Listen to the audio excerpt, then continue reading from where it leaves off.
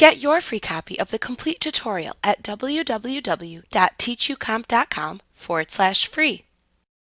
You can also quickly duplicate a layer to create another copy of the content in the same image or within a different image file. Be aware that if you duplicate the layer in an image file that has a different pixel resolution, the layer's content may appear a different size than you intended. To create a duplicate layer, click and drag the layer in the Layers panel and drop it on top of the Create a New Layer button that appears in the Layers panel.